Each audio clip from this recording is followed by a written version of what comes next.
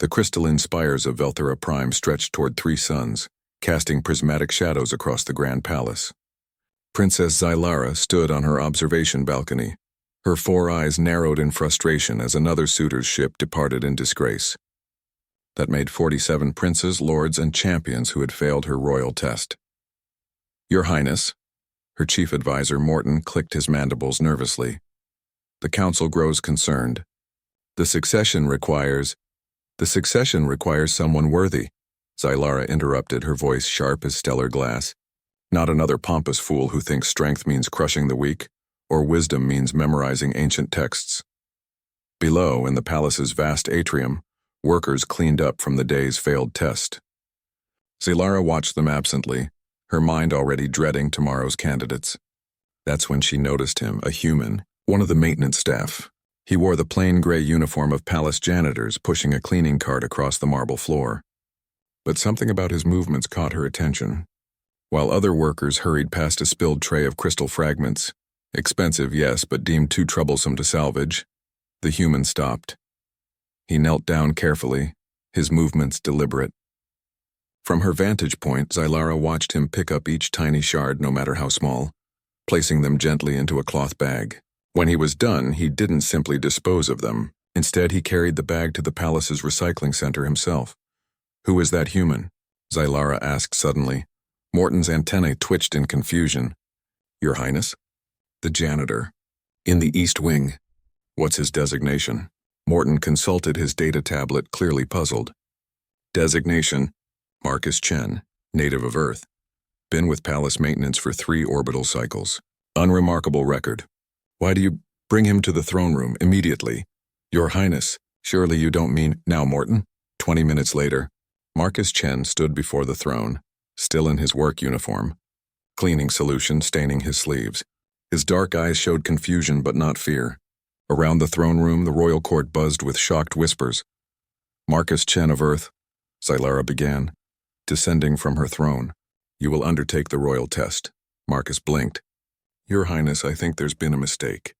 I know what you are. The question is, do you? She gestured to the testing chamber. The rules are simple. You will face 3 challenges. Complete them as you see fit. Refuse and you'll be returned to your duties with no consequences. Marcus looked at the chamber, then back at the princess. Something in her 4 eyes told him this was important. Not just to her, but perhaps to something larger. He nodded slowly. Okay, I'll try.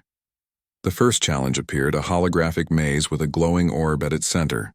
Every prince before had rushed in, using strength, speed, or technology to blast through walls. Marcus stood at the entrance for a long moment, studying it. Then he sat down cross-legged and closed his eyes. The court erupted in laughter. The human gives up before starting. Someone jeered, but Zylara raised a hand for silence. She watched. 5 minutes passed. Then Marcus opened his eyes, stood, and walked through the maze. Not through the walls, through the proper path. He emerged with the orb in hand within 2 minutes. How? Morton demanded. Marcus shrugged. I listened. The maze has airflow. Different paths make different sounds. I just mapped it in my head first. The second challenge materialized. A complex diplomatic scenario with multiple alien factions, each making seemingly impossible demands.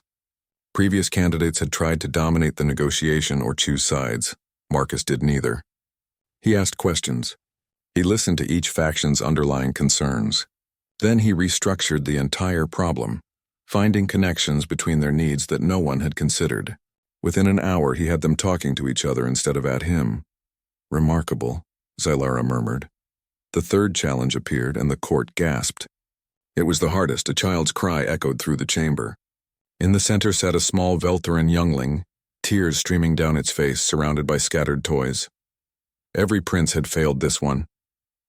They'd tried to command the child to stop crying, or offered expensive gifts, or simply ignored it as beneath their dignity. Marcus walked to the child and sat down beside it. Hey there, he said softly. Rough day? The youngling hiccuped, staring at the strange alien with the kind face. Marcus picked up one of the toys, a broken puzzle. You know, I used to have one of these when I was little. Want to fix it together? For the next 20 minutes, Marcus simply sat with the child, helping rebuild the puzzle piece by piece, telling silly stories, making funny faces. The youngling's tears stopped. Then came giggles. By the end, the child was hugging Marcus's arm, smiling. The throne room fell silent. Xylara descended to the chamber floor, her robes flowing like liquid starlight. Do you understand what you've done? Marcus stood looking confused. Helped a kid feel better? You've proven what 47 princes could not. Xylara's voice rang through the chamber. The royal test is not about strength or knowledge or lineage. It's about seeing what others overlook, caring for what others deem unworthy, finding solutions where others see only problems, and above all, treating the smallest and weakest among us with dignity. She turned to her court. My people have ruled this sector for 10,000 years. We've grown arrogant, believing power makes us superior. But this human, a mere janitor, has shown us what true wisdom looks like. Marcus's eyes widened. Your Highness, I can't be. You won't be king, Xylara said with a four-eyed smile. Our biology isn't compatible, and you have every right to refuse any title. But you've earned something more valuable, respect, and a choice. She extended her hand, a gesture she'd learned from human customs. Marcus Chen, will you serve as my chief advisor? To remind me and my court that greatness isn't about standing above others but lifting them up? Marcus stared at her hand, then at the faces around the throne room. Some shocked, some disgusted, but many thoughtful, perhaps seeing themselves clearly for the first time. He took her hand and shook it firmly. I've got one condition. Name it. The palace maintenance staff gets better wages and health care, and their suggestions actually get heard. Xylara's laugh echoed through the chamber like wind chimes. Done. And that, my court, is why humanity terrifies and inspires the galaxy in equal measure. They never forget where they came from.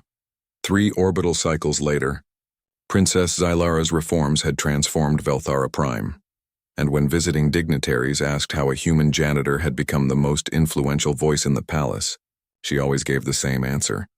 He passed a test that had nothing to do with being the best and everything to do with being better.